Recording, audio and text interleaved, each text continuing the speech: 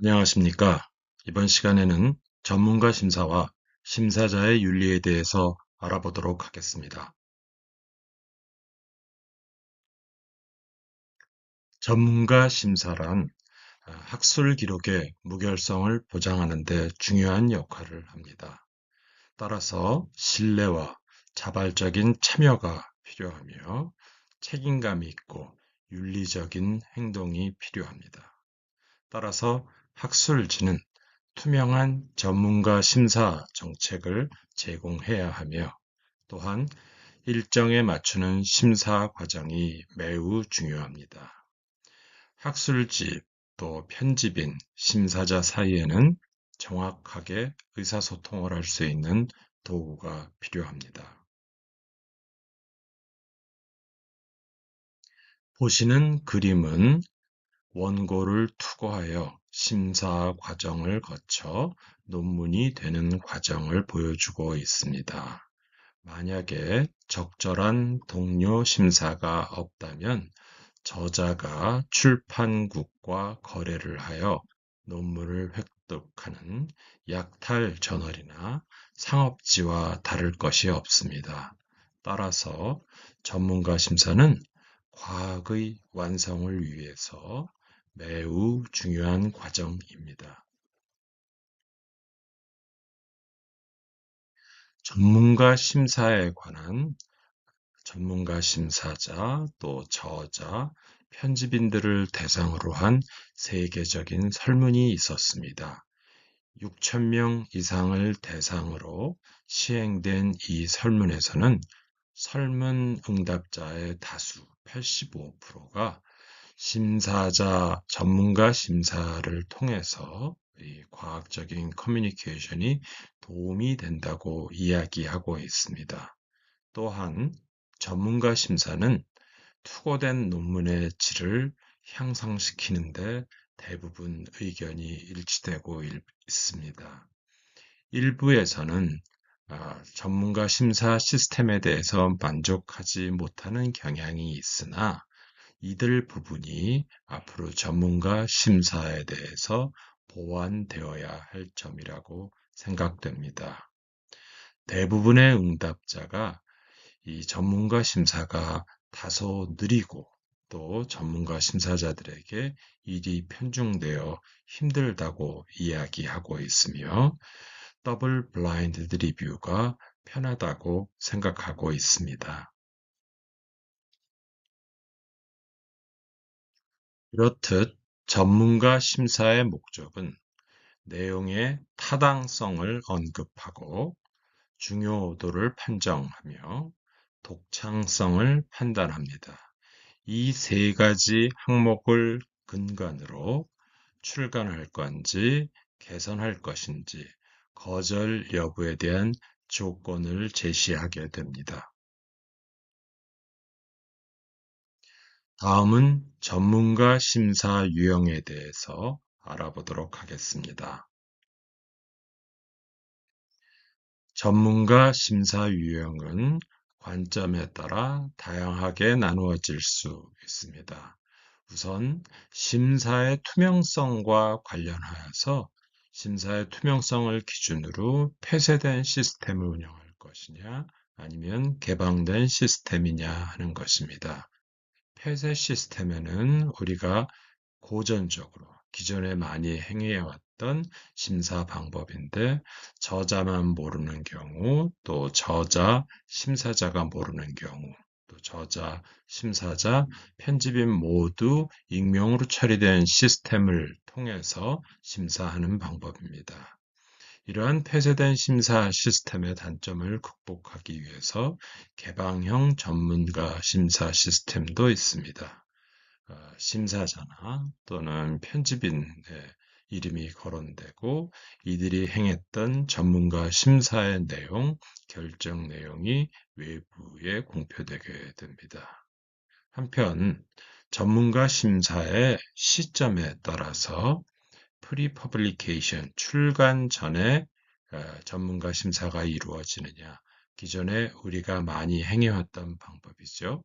아니면 출간 후에 포스트 퍼블리케이션 리뷰가 이루어지느냐로 구분할 수 있겠습니다. 기존에 우리가 해왔던 것처럼 저자가 논문 심사를 위해서 투고하면 리뷰 시스템에서 투고하고 이들에 따라 향방이 결정되는 시스템입니다. 또한 관점에 따라서는 앞전 슬라이드와 비슷하게 출간 전 심사, 출간 후 심사, 또 이를 보완한 프리프린트라는 역할이 있겠고요. 또 각을 표시하느냐, 즉 익명성을 제공하느냐 여부에 따라서 더블 블라인드, 싱글 블라인드, 또 오픈형이 있겠습니다. 또 누가 중재하느냐에 따라 심사 시스템이 달라질 수 있겠고, 그 다음에 이 피어 리뷰를 공표하느냐에 따라 또 다른 방법들이 있고, 이들 조정을 누가 하느냐, 또 이 심사평의 소유를 어디서 하느냐에 따라서 각각 심사의 방법이 달라집니다. 이러한 다양한 방법이 있는 것은 각 학술지가 속한 환경이 각각 다르고 또한 이 전문가 심사의 단점을 어떻게 하면 보완할 수 있을까 하는 그런 의도에서 고안이 된 것입니다. 다음은 전문가 심사자의 책임에 대해서 알아보도록 하겠습니다. 우선 전문가 심사자가 되려면 자기가 하고 있는 일에 대한 전문적인 책임감이 있어야 합니다. 즉, 심사하는 부분에 있어서 자기가 전문의식이 있어야 되고, 나름대로 경험이 있어야 하겠지요. 두 번째는 이해관계입니다. 이 논문은 출간되면 다양한 이해가 얽히게 되는데 이와 관련된 이해관계가 없어야 합니다.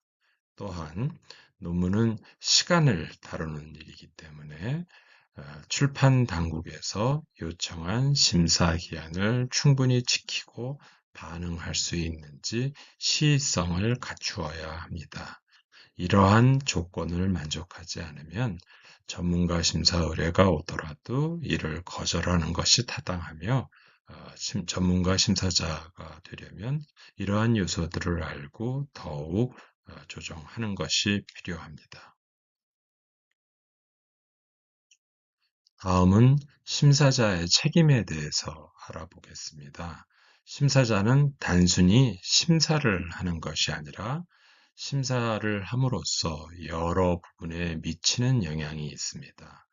우선 저자를 향해서는 우선 정해진 기일 안에 편향 없는 건설적인 피드백을 해야 합니다. 학문적 장점과 논문의 과학적 가치를 서면에 언급해야 하고 기술이 명료하고 관련성이 있는지 유무를 표시하여야 합니다. 논문의 구성, 과학적 정확성, 독창성 및 저널 독자의 관심도를 평가해야 합니다. 개인적인 비평은 피해야 하며 심사 과정의 기밀성을 유지해야 합니다. 또 편집인에 대해서는 우선 기간에 맞출 수 있는지 먼저 고려해야 되고 자신이 맞출 수 없으면 심사를 대신할 수 있는 대체자를 제공해야 합니다. 앞서 말씀드린 이해관계를 표명해야 하고 이해관계가 있다면 가차없이 거절해야 합니다. 또한 학술지 심사에 대한 기준을 지키셔야 되고 심사를 하실 때는 사력 있고 공정하며 건설적이고 유익한 비평을 제공해야 합니다. 연구의 과학적 장점과 독창성, 범위를 결정하고 개선법을 제시해야 하며 등급 척도를 사용하여 승인 또는 거부를 권장해야 합니다. 아울러 윤리 위반 여부를 확인하고 저자와의 직접 접촉은 하지 말아야 합니다. 독자를 향해서는 이 연구의 재현성을 보장하는 과정을 전문가 심사자가 담당해 주어야 합니다. 이런 전문가 심사를 하기 위해 윤리적인 책임을 안 들을 수 없는데요. 우선 전문가 심사를 하는 사람은 기밀을 유지해야 합니다. 내가 누구 논문을 심사하고 있다든가 또 아는 사람에게 알리는 행위는 절대 피해야 하겠습니다. 어, 모든 원고의 투고자, 또 심사자, 편집인 역시 이런 전문가 심사를 통해서 서로의 지식과 인성을 함양하는데 이들의 관계는 건설적이어야 합니다. 논문의 질이 떨어진다고 굉장히 그 심사자가, 그 투고자가 낙담하는 평을 한다든가 또는 이런 과학적인 발전을 저해하는 행위를 하시면 안 됩니다. 또한 이런 것들을 수행할 수 있는 능력이 있어야 하고 항상 편향되지 않게 공평함과 진실성을 갖추고 있어야 합니다.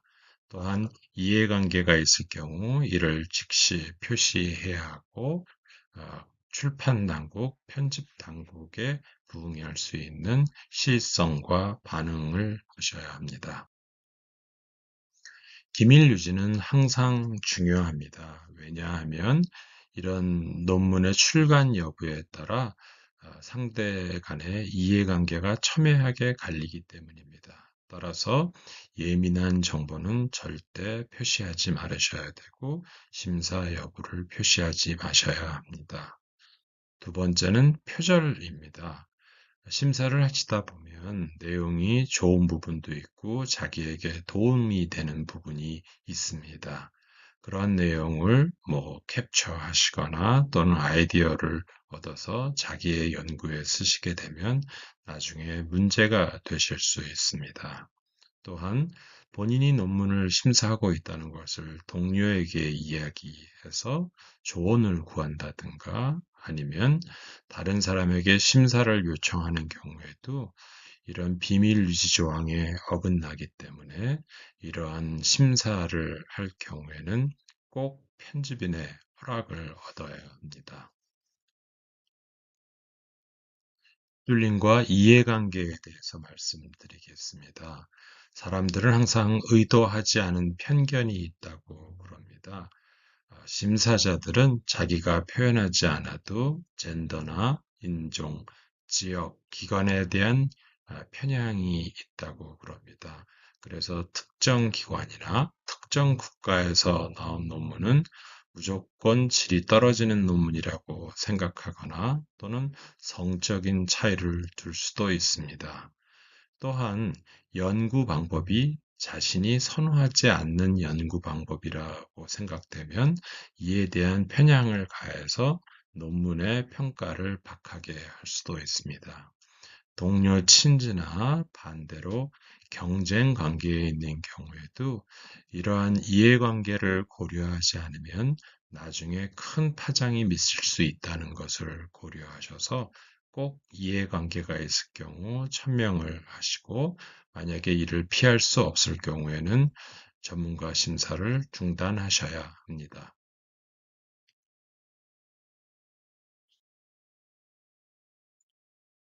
실제 앞서서 전문가 심사에 대해서 많이 말씀드렸는데요. 전문가 심사는 자발적으로 하는 것이고, 그리고 과학적인 발전을 위해서 내가 봉사하는 것인데, 여러 가지 문제점이 있습니다. 첫 번째는 과중한 업무 부담으로 인한 준비 부족입니다. 논문 심사를 자꾸 요청이 오면 거절할 수 없어서 심사를 자꾸 하다 보면 이 논문 심사할 시간이 없게 되는 거죠. 두 번째는 논문 심사에 대한 일관성이 부족한 경우입니다. 예를 들면 동일한 논문을 익명화 처리해서 전문가 심사자들에게 리뷰를 부탁했더니 의견이 갈리더라 그겁니다. 그런데 문제는 이 리뷰를 부탁한 논문이 이전에 그들에 의해서 학술지에 게재됐던 논문인 겁니다. 이런 예를 보면서 전문가 심사는 다소 일관성이 부족하지 않나 하는 견해가 제기되었습니다. 또한 과거 스템셀 연구를 비롯해서 시급을 다투는 연구에 있어서 전문가 심사 기간이 길거나 지연됨으로 인해서 이해관계가 생기는 경우가 있었습니다. 따라서 심사 자체가 개혁에 대한 부정적인 시각을 갖고 있지 않나 하는 것도 있고요. 앞서 말씀드린 이런 편향성에 대한 문제를 극복하지 않으면 나중에 공정성의 의심으로 인해서 과학적 논문의 진실에 도달할 수 없는 경우도 생깁니다. 또 최근에는 이런 전문가 심사의 약점을 이용해서 전문가 심사의 빈 곳을 노려서 올바르지 않은 전문가 심사를 시도하려는 행위도 발견되곤 하였습니다. 앞서 말씀드린 대로 심사자는 과중한 업무 부담을 갖고 있습니다. 아, 심사자를 대상으로 한 국제 설문조사 결과에 따르면 활동적인 심사자는 평균 3, 4개의 학술지를 관여하고 있고 연평균 8건을 심사하고 있습니다. 연간 6편 이상의 심사를 하는 활동적인 심사자는 전체 심사자의 44%를 차지하고 있고 전체 심사의 약 80%를 담당하고 있습니다. 심사 거절은 평균 20% 정도이고 한 번 심사에 5시간이 소요되고 3, 4주일이 걸린다고 하고 있습니다. 평균 계제에서 승낙하는 경우는 약 50% 정도 됩니다. 이렇게 보시듯이 이 활동적인 심사자는 매우 일이 많고 또 편집인 입장에서는 활동적인 심사자가 피드백이 좋기 때문에 활동적인 심사자에게 자꾸 심사를 의뢰하는 경향이 있습니다. 따라서 과도한 업무 부정, 그 분담을 피하는 것이 또 현명한 전문가 심사를 위한 길이 되겠습니다. 또한 편향성을 지적하는 사람들이 많은데, 최근에는 편향성을 제거하기 위해서 메타 리서치나 또는 프로토콜을 출간하는 경우, 또 환자 레지스트리를 만들거나, 또 이런 오픈 데이터 소스를 개방해서 데이터를 직접 이용해서 논문을 검정하는 방법들, 또 이런 이해관계를 표명하는 그런 이해관계 표명문을 같이 게재해서 독자의 선택을 돕곤 합니다. 그러나 의도적으로 논문에 발견된 사항들을 왜곡하거나 스핀이라 하여 표현의 중요점을 살짝 돌리는 경우에는 아직도 이런 편향을 제거하지는 못하는 것이 현실이 되겠습니다.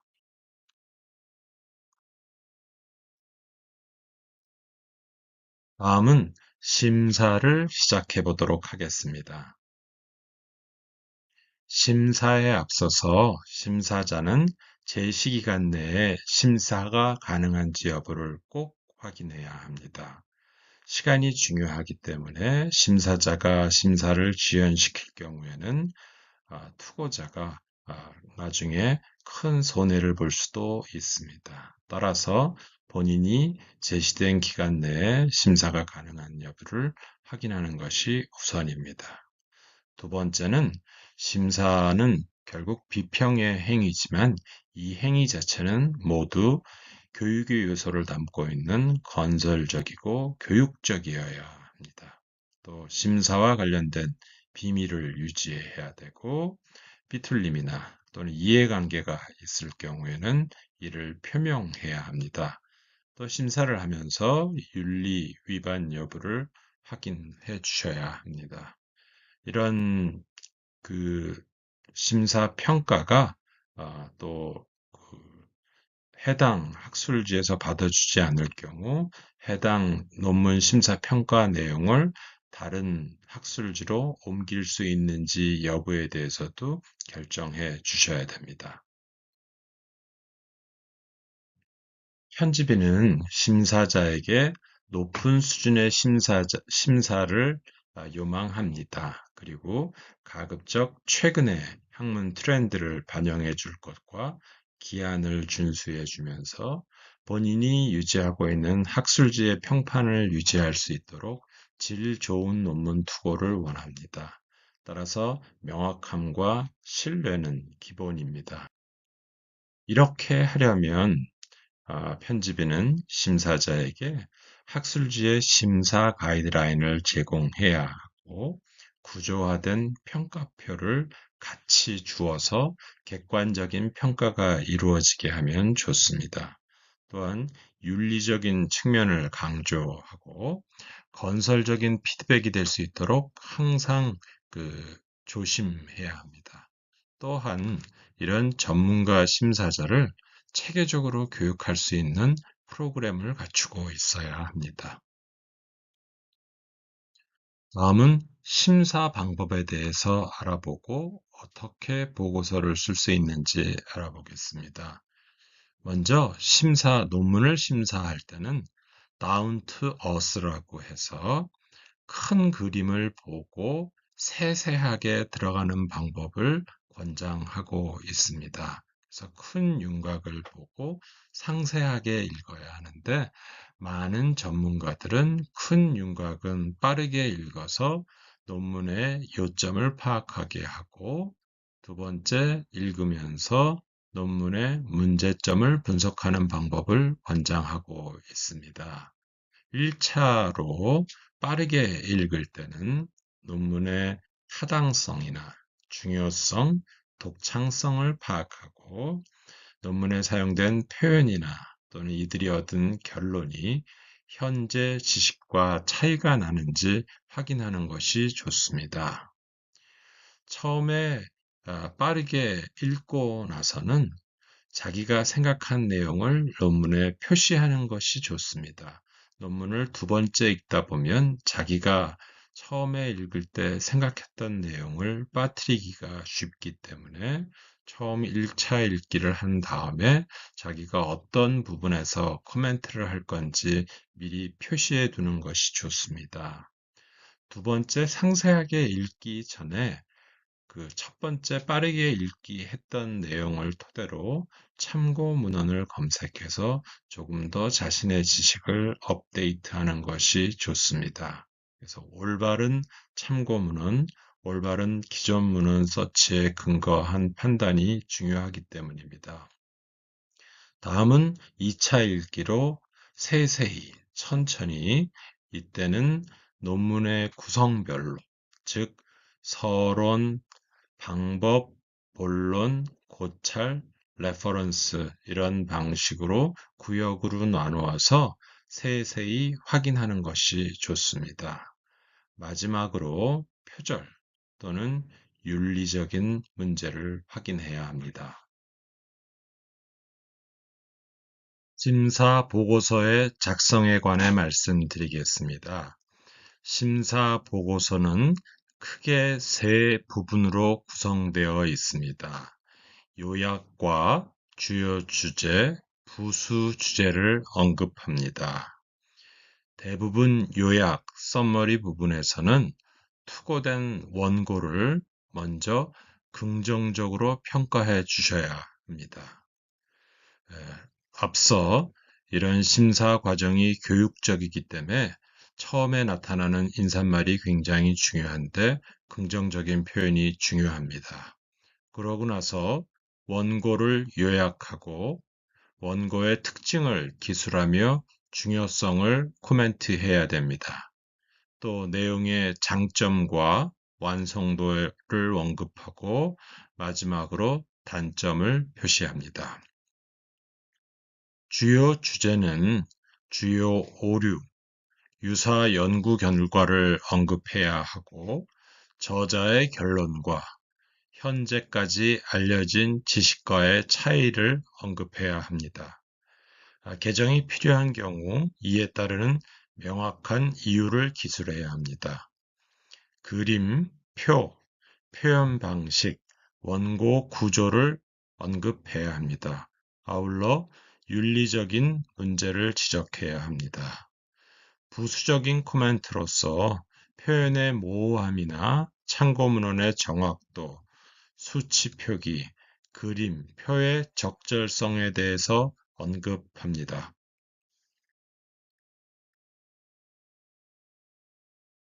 심사 보고서를 작성한 후 제출하기 전에 심사자는 다음과 같은 사항을 체크하여야 합니다. 먼저 전문가적이고 건설적인 비평이 되었는가? 두 번째, 비평을 통해서 교육적인 요소가 다 담겨 있는지 확인해야 됩니다. 공격적인 언어나 직설적인 언어를 사용해서 상대방의 마음을 상하게 하는 표현을 했는지, 이를 배제했는지 여부, 또 비평이 원고에 초점을 맞추어야지 저자에 대한 비평으로 초점이 맞추어져 있는지 여부를 확인해야 합니다. 또 문장을 인용하면서 구체적으로 어디가 어떻다고 기술해야 합니다. 애매모호하거나 구체적이지 않은 지적이 있는 것은 모두 다시 교정해야 합니다. 윤리적인 오류나 문법적 오류, 철자도 확인해야 합니다. 다음은 부정행위가 의심될 때 어, 시행해야 하는 절차를 말씀드리겠습니다. 최근 코프에서는 어, 논문 공장에 관한 이슈가 매우 활발하게 거론되고 있습니다.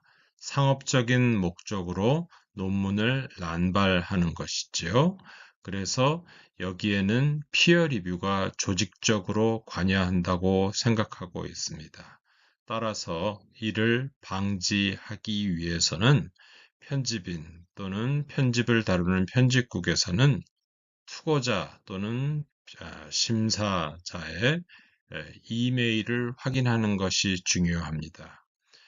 심사자가 소속된 기관의 전자우편이 아닌 경우나 또는 가명을 사용하는 경우, IP나 서버가 자꾸 바뀌는 경우에는 한 번은 의심해 보아야 합니다. 이 전공과 무관하게 투고나 심사를 하는 경우, 또 심사자가 이례적으로 빨리 심사를 수락하고 평균보다 훨씬 많은 심사를 수락하고 시행하는 경우에도 부실한 심사가 이루어지는지 의심해 보아야 합니다. 아, 편집인이 심사를 의뢰해야 했는데 심사하는 것을 한 번도 거절하는 것이 없고, 그리고 기간이 되기도 전에 빨리 회신하는 경우, 다른 사람들은 다 비평적으로 그 논문에 대해서 평가했는데 유일하게 혼자만 긍정적으로 비평하는 경우에도 역시 심사가 조작되어 있을 가능성을 생각해 보아야 합니다. 심사의 메인인 학문적인 이슈를 다루지 않고 철자나 아주 부수적인 문제만 다루거나, 또는 심사가 어디서 많이 본 것 같은 그런 경우, 또 3자가 개입한 근거가 있는 경우에는 심사가 조작되어 있을 경우를 생각해야 합니다. 그런 것들이 전문가 심사 과정 중에 조작이 의심된 경우에는 소속 기관을 확인하고 우편의 일치 여부를 확인하고 심사를 하고 있는지 확인하면서 저자와 소속 기관들을 접촉하고 이를 설명하는 과정들이 코프의 플로우 차트에 나와 있습니다. 비슷하게 전문가 심사 과정 이후에 조작이 의심된 경우를 발견할 경우에는 기관의 전자우편을 이용해서 접촉하여 다른 계정 사용 유무를 확인하고, 또 이 심사자를 추천한 사람과 접촉하고, 또한 저자와 저자 기관의 현재 심사 상황에 대한 것들을 이야기하고 추가 정보를 공유해야 합니다. 또 마지막으로 이 논문이 출간되었기 때문에 다른 심사자의 심사 능력을 확인 후 수정을 할 것인지 리트랙션 여부를 정해야 합니다.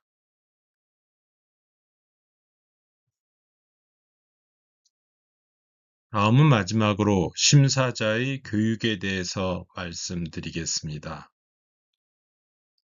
사실 전문가 심사를 담당하는 심사자를 어떻게 교육할 것인가에 대한 많은 논란이 있었습니다.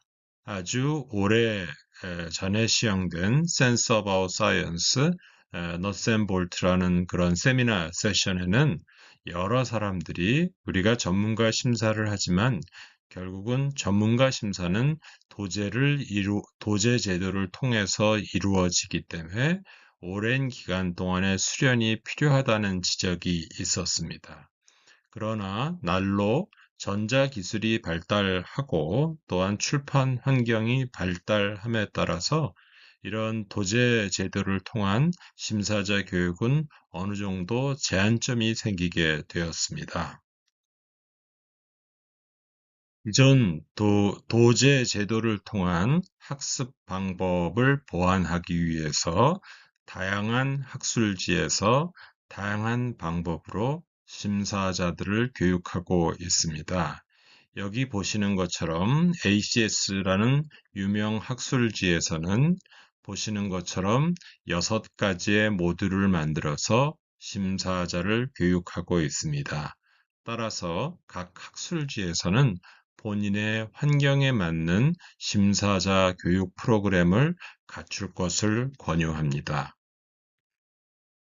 우리가 잘 알고 있는 플러스 시스템 역시 피어 리뷰에 대한 교육을 제공하고 있는데요. 이 플러스 시스템에서는 피어 리뷰할 때 매뉴스크립트를 읽는 방법의 방법론을 제시해 주고 있고 또 보시는 것처럼 결과를 이해할 때 여기 구석구석별로 구성하는 각각의 논문의 요소별로 체크할 것을 제시하고 있습니다. 마지막으로 어, 전문가 심사에 대해서 더 많이 알고 싶으면 아래와 같이 도움되는 사이트를 열거해 보았습니다. 청중 또는 독자 여러분들께서 조금 더 전문가 심사에 대해서 이해하고 싶으시면 여기에서 지시하는 사이트로 가시면 더 많은 정보를 얻으실 수 있습니다. 이상 들어주셔서 감사합니다.